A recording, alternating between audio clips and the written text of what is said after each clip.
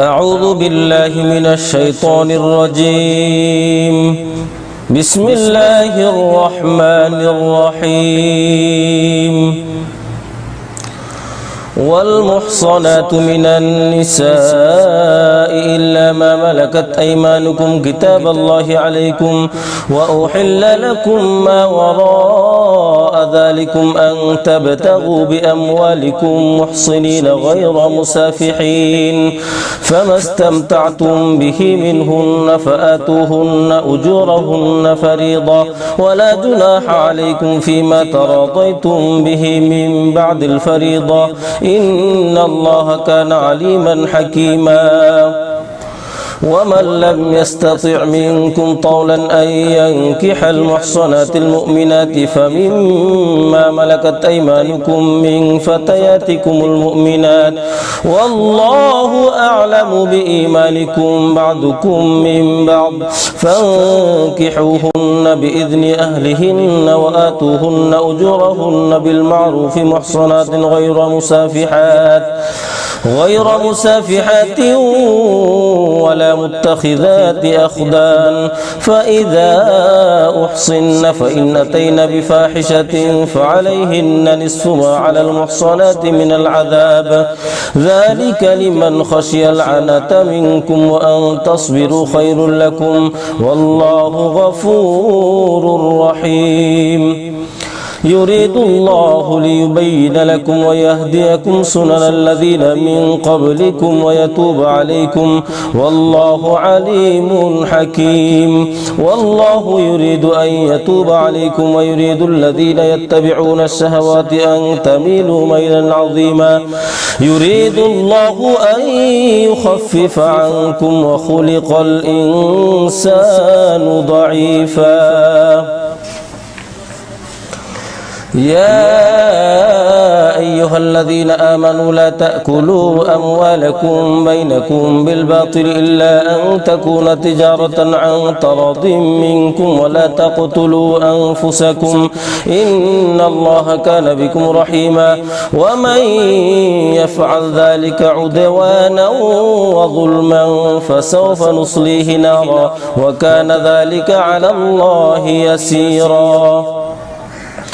إن تجتنبوا كبائر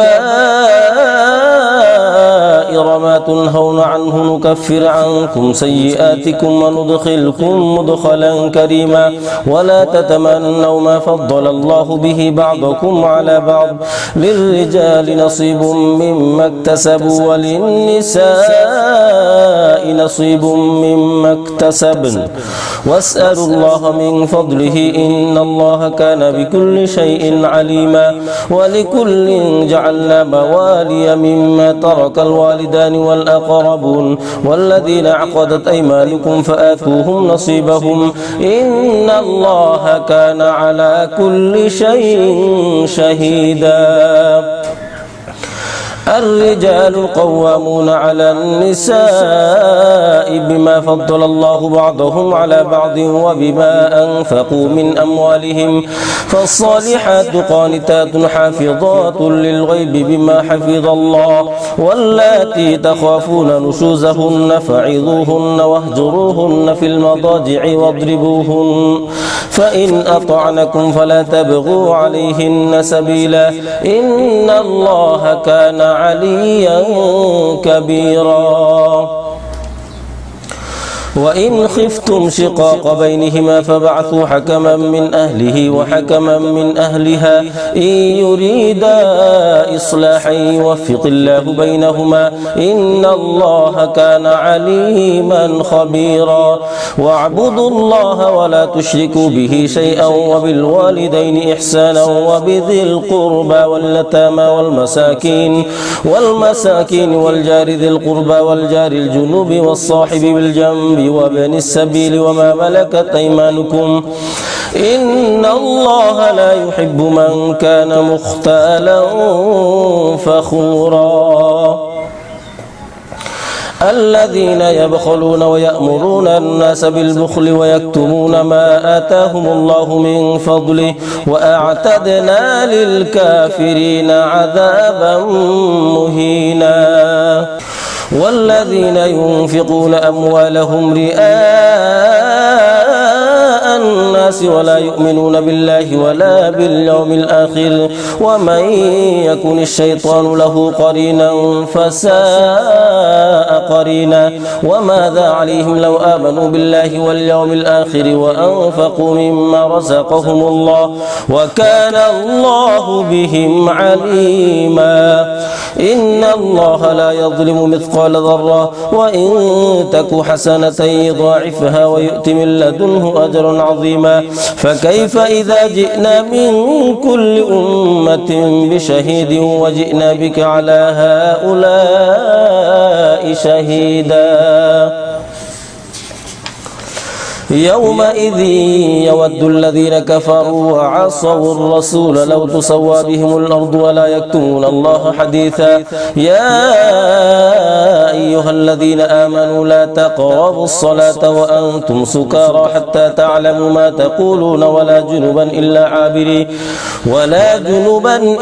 عابري سبيل حتى تغتسلوا وإن كنتم مرضى أو على سفر أو جاء أحد منكم من الغائط أو لامستم النساء فلم تجدوا ماء فتيمموا صعيدا طيبا فامسحوا بوجوهكم وأيديكم إن الله كان عفوا غفورا ألم تر إلى الذين أوتوا نصيبا من الكتاب يشترون الضلالة ويريدون أن تضلوا السبيل والله أعلم بأعدائكم وكفى بالله وليا وكفى بالله نصيرا من الذين هادوا يحرفون الكلم عن مواضعه ويقولون سمعنا وعصينا واسمع غير مسمع وراعنا ليا بألسنتهم وطعنا في الدين ولو أنهم قالوا سمعنا وأطعنا واسمع وانظرنا لكان خيرا لهم وأقوم ولكن لعنهم الله بكفرهم فلا يؤمنون إلا قليلا يا أيها الذين أوتوا الكتاب آمنوا بما نزلنا مصدقا لما معكم من قبل أن نطمس وجوها فنردها على أدبارها أو نلعنهم كما لعنا أصحاب السبت وكان أمر الله مفعولا إن الله لا يغفر أن يشرك به ويغفر ما دون ذلك لمن يشاء ومن يشرك بالله فقد افترى إثما عظيما ألم تر إلى الذين يزكون أنفسهم بل الله يزكي من يشاء ولا يظلمون فتيلا انظر كيف يفترون على الله الكذب وكفى به إثما مبينا ألم تر إلى الذين أوتوا نصيبا من الكتاب يؤمنون بالجبت والطاغوت ويقولون للذين كفروا هؤلاء أهدى من الذين آمنوا سبيلا أولئك الذين لعنهم الله ومن يلعن الله فلن تجد له نصيرا أم لهم نصيب من الملك فإذا لا يؤتون الناس نقيرا أم يحسدون الناس على ما آتاهم الله من فضله فقد آتينا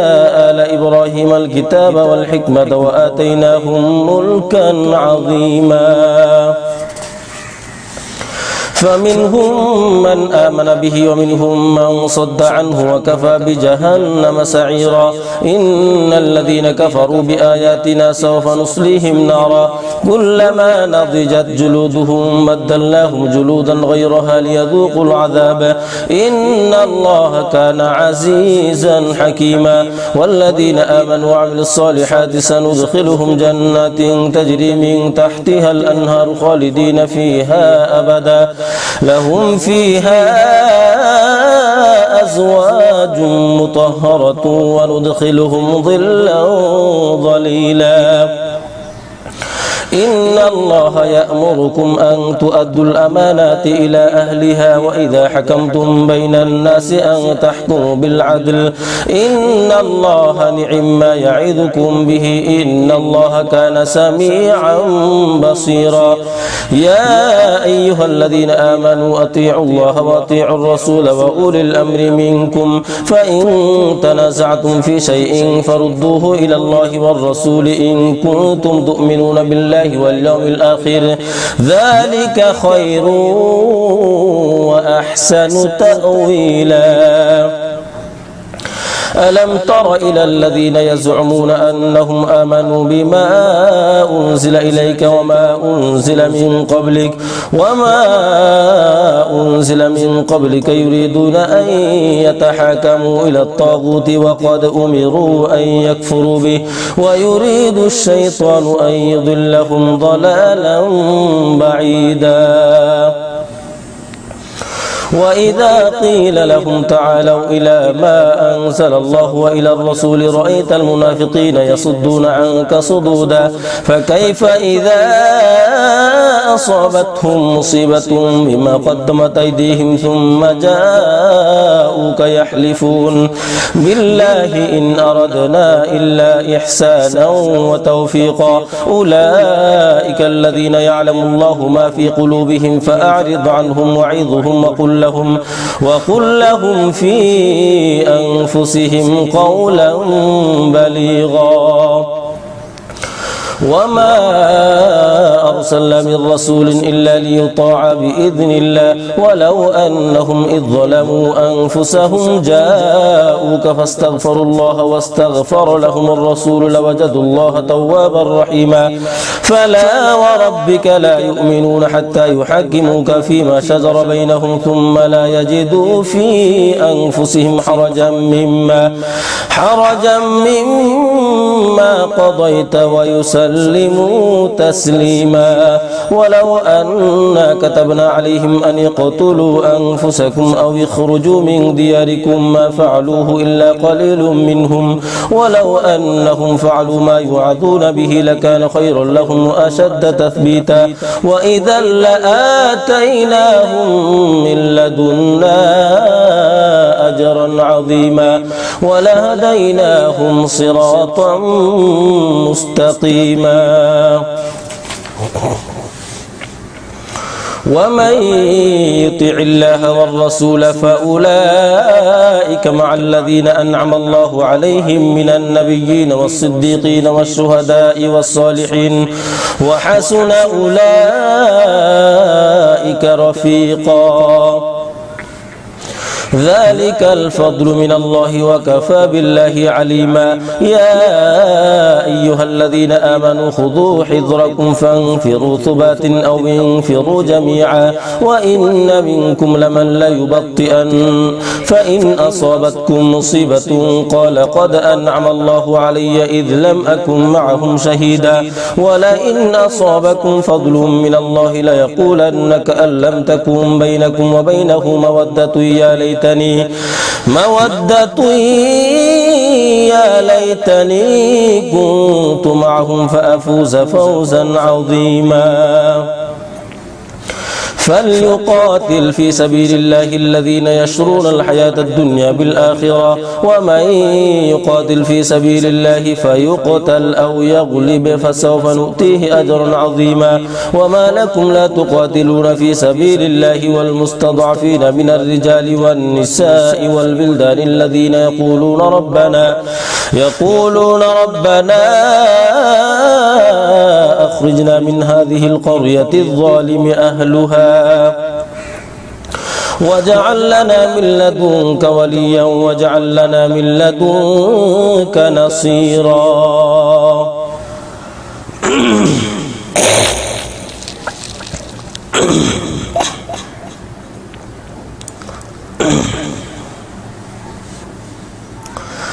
الذين آمنوا يقاتلون في سبيل الله والذين كفروا يقاتلون في سبيل الطاغوت فقاتلوا أولياء الشيطان إن كيد الشيطان كان ضعيفا ألم تر إلى الذين قيل لهم كفوا أيديكم وأقيموا الصلاة وآتوا الزكاة فلما كتب عليهم القتال إذا فريق منهم يخشون الناس كخشية الله أو أشد خشية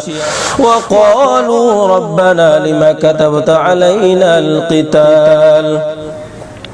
لولا أخرتنا إلى أجل قريب قل متاع الدنيا قليل والآخرة خير لمن اتقى ولا تظلمون فتيلا أينما تكونوا يدرككم الموت ولو كنتم في بروج مشيدة وإن تصبهم حسنة يقولوا هذه من عند الله وإن تصبهم سيئة يقولوا هذه من عندك قل كل من عند الله فما لهؤلاء القوم لا يكادون يفقهون حديثا ما أصابك من حسنة فمن نفسك ما أصابك من حسنة فمن الله وما أصابك من سيئة فمن نفسك وأرسلناك للناس رسولا وكفى بالله شهيدا من يطع الرسول فقد أطاع الله ومن تولى فما أرسلناك عليهم حفيظا ويقولون طاعة فإذا برزوا من عندك بيت طائفة منهم غير الذي تقول والله يكتب ما يبيتون فأعرض عنهم وتوكل على الله وكفى بالله وكيلا أفلا يتدبرون القرآن ولو كان من عند غير الله لوجدوا فيه اختلافا كثيرا وإذا جاءهم أمر من الأمن أو الخوف أذاعوا به ولو ردوه إلى الرسول وإلى أولي الأمر منهم لعلمه الذين يستنبطونه منهم ولولا فضل الله عليكم ورحمته لاتبعتم الشيطان إلا قليلا فقاتل في سبيل الله لا تكلف إلا نفسك وحرض المؤمنين عسى الله أن يكف بأس الذين كفروا والله أشد بأسا وأشد تنكيلا من يشفع شفاعة حسنة يكن له نصيب منها ومن يشفع شفاعة سيئة يكن له كفل منها وكان الله على كل شيء مقيتا وإذا حييتم بتحية فحيوا بأحسن منها أو ردوها إن الله كان على كل شيء حسيبا الله لا إله إلا هو ليجمعنكم إلى يوم القيامة لا ريب فيه ومن أصدق من الله حديثا فما لكم في المنافقين فئتين والله أركسهم بما كسبوا أتريدون أن تهدوا من أضل الله ومن يضلل الله فلن تجد له سبيلا ودوا لو تكفرون كما كفروا فتكونون سواء فلا تتخذوا منهم أولياء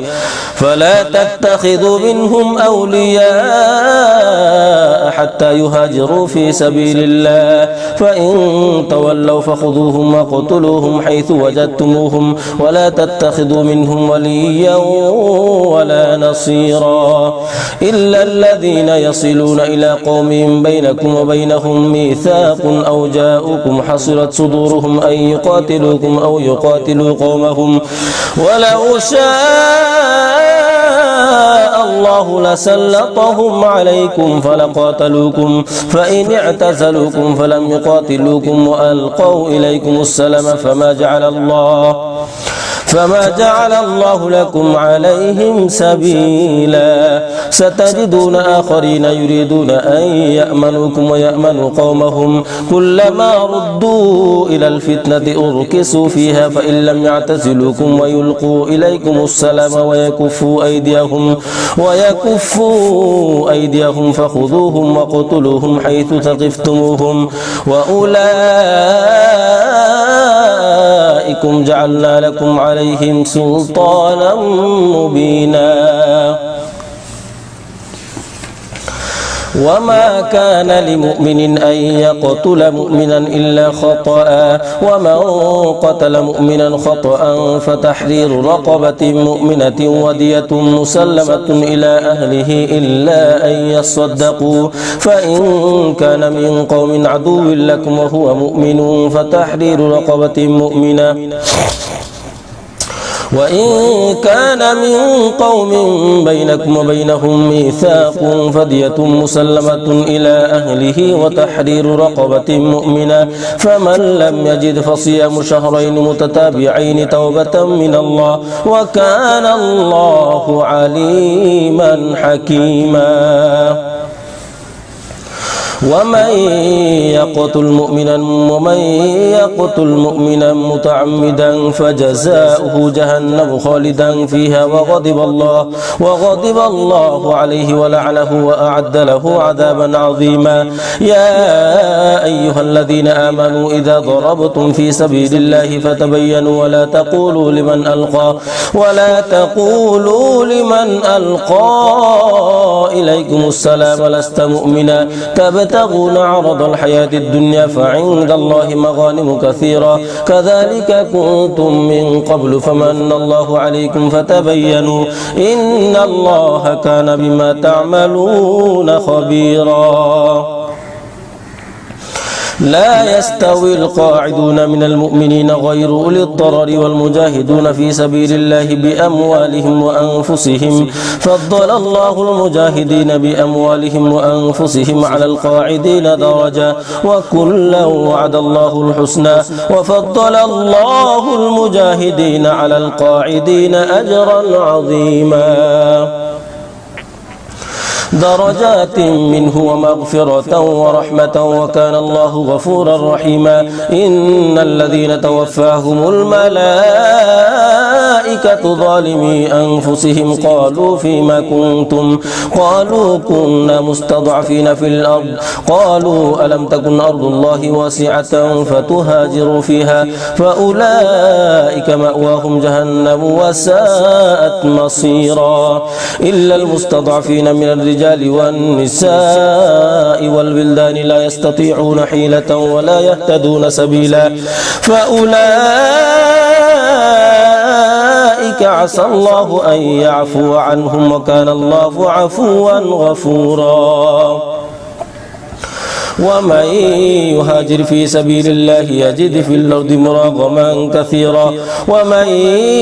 يهاجر في سبيل الله يجد في الأرض مراغما كثيرا وسعا ومن يخرج من بيته مهاجرا إلى الله ورسوله ثم يدركه الموت فقد وقع أجره على الله وكان الله غفورا رحيما وإذا ضربتم في الأرض فليس عليكم جناح أن تقصروا من الصلاة إن خفتم أن يفتنكم الذين كفروا إن الكافرين كانوا لكم عدوا مبينا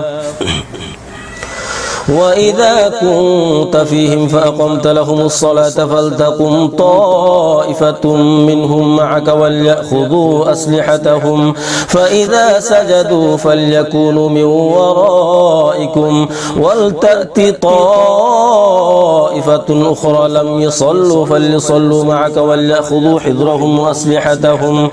ود الذين كفروا لو تغفلون عن أسلحتكم وأمتعتكم فيميلون عليكم ميلة واحدة ولا جناح عليكم إن كان بكم أذى من مطر أو كنتم مرضى أن تضعوا أسلحتكم وخذوا حذركم إن الله أعد للكافرين عذابا مهينا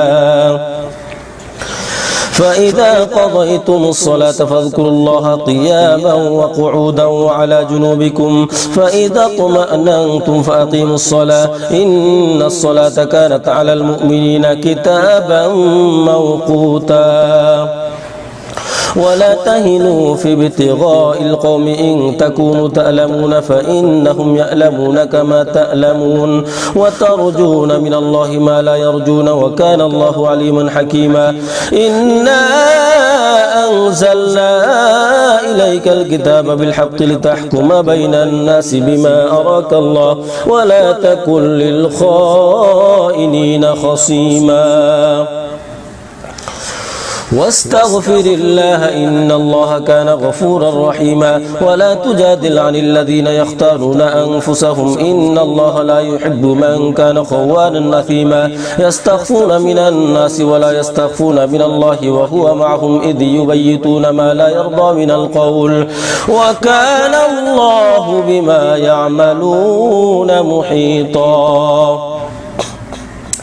ها أنتم هؤلاء جادلتم عنهم في الحياة الدنيا فمن يجادل الله عنهم يوم القيامة أم من يكون عليهم وكيلا ومن يعمل سوءا أو يظلم نفسه ثم يستغفر الله يجد الله غفورا رحيما ومن يكسب إثما فإنما يكسبه على نفسه وكان الله عليما حكيما ومن يكسب خطيئة أو إثما ثم يرم به بريئا فقد احتمل بهتانا وإثما مبينا ولولا فضل الله عليك ورحمته لهمت طائفة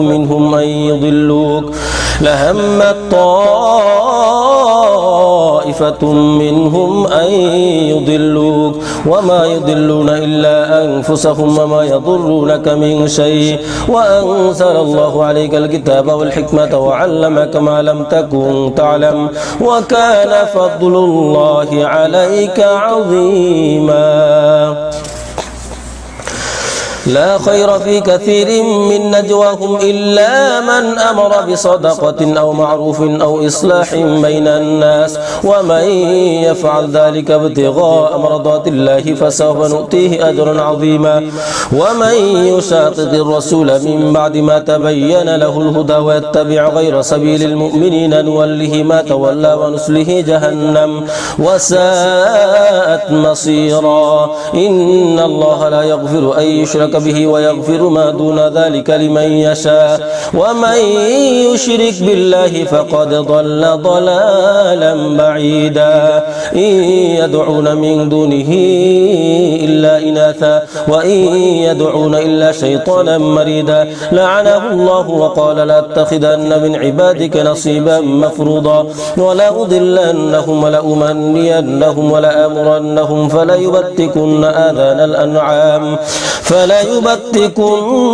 آذان الأنعام ولآمرنهم فليغيرن خلق الله ومن يتخذ الشيطان وليا من دون الله فقد خسر خسرانا مبينا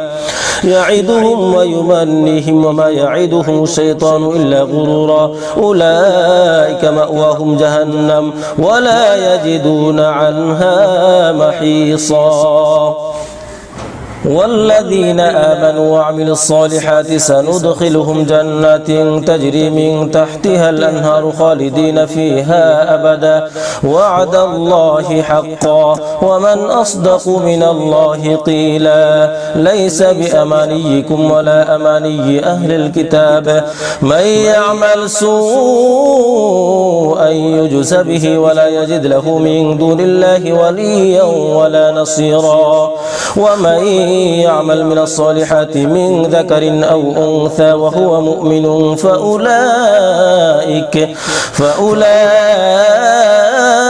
يدخلون الجنة ولا يظلمون نقيرا ومن أحسن دينا ممن أسلم وجهه لله وهو محسن واتبع ملة إبراهيم حنيفا واتخذ الله إبراهيم خليلا ولله ما في السماوات وما في الأرض وكان الله بكل شيء محيطا ويستفتونك في النساء قل الله يفتيكم فيهن وما يتلى عليكم في الكتاب في يتامى النساء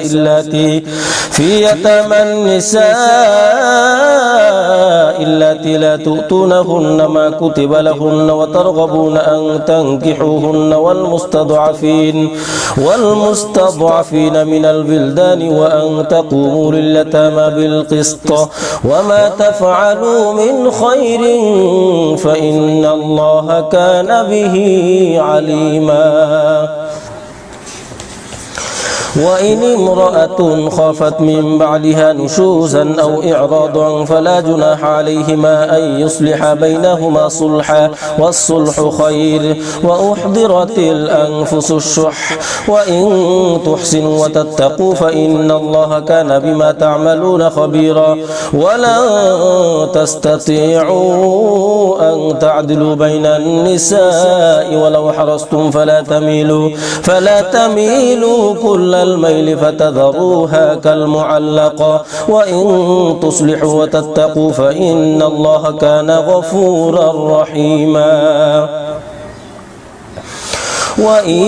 يتفرقا يغني الله كلا من سعته وكان الله واسعا حكيما. ولله ما في السماوات وما في الأرض ولقد وصينا الذين أوتوا الكتاب من قبلكم وإياكم أن اتقوا الله وإن تكفروا فإن لله ما في السماوات وما في الأرض وكان الله غنيا حميدا. ولله ما في السماوات وما في الأرض وكفى بالله وكيلا. إن يشأ يذهبكم أيها الناس ويأتي بآخرين وكان الله على ذلك قديرا. من كان يريد ثواب الدنيا فعند الله ثواب الدنيا والآخرة وكان الله سميعا بصيرا. يا أيها الذين آمنوا كونوا قوامين بالقسط شهداء لله ولو على أنفسكم أو الوالدين والأقربين. إن يكن غنيا أو فقيرا فالله أولى بهما فلا تتبعوا الهوى أن تعدلوا وإن تلووا أو تعرضوا فإن الله كان بما تعملون خبيرا. يا أيها الذين آمنوا بالله ورسوله والكتاب الذي نزل على رسوله والكتاب الذي أنزل من قبل ومن يكفر بالله وملائكته وكتبه ورسله واليوم الآخر فقد ضل ضلالا بعيدا. إن الذين آمنوا ثم كفروا ثم آمنوا ثم كفروا ثم ازدادوا كفرا لم يكن الله ليغفر لهم ولا ليهديهم سبيلا. بشر المنافقين بأن لهم عذابا أليما. الذين يتخذون الكافرين أولياء من دون المؤمنين أيبتغون عندهم العزة فإن العزة لله جميعا. وقد نزل عليكم في الكتاب أن إذا سمعتم آيات الله يكفر بها ويستهزأ بها فلا تقعدوا معهم حتى يخوضوا في حديث غيره إنكم إذا مثلهم إن الله جامع المنافقين والكافرين في جهنم جميعا. الذين يتربصون بكم فإن كان لكم فتح من الله قالوا ألم نكن معكم وإن كان للكافرين نصيب قالوا ألم نستحوذ عليكم ونمنعكم من المؤمنين فالله يحكم بينكم يوم القيامة ولن يجعل الله للكافرين على المؤمنين سبيلا. إن المنافقين يخادعون الله وهو خادعهم وإذا قاموا إلى الصلاة قاموا كسالى يراءون الناس ولا يذكرون الله إلا قليلا مذبذبين بين ذلك لا إله هؤلاء ولا إله هؤلاء ومن يضلل الله فلن تجد له سبيلا. يا أيها الذين آمنوا لا تتخذوا الكافرين أولياء من دون المؤمنين أتريدون أن تجعلوا لله عليكم سلطانا مبينا إن المنافقين في الدرك الأسفل من النار ولن تجد لهم نصيرا إلا الذين تابوا وأصلحوا واعتصموا بالله وأخلصوا دينهم لله فأولئك مع المؤمنين وسوف يؤتي الله المؤمنين أجرا عظيما ما يفعل الله بعذابكم إن شكرتم وآمنتم وكان الله شاكرا عليما صدق الله العظيم.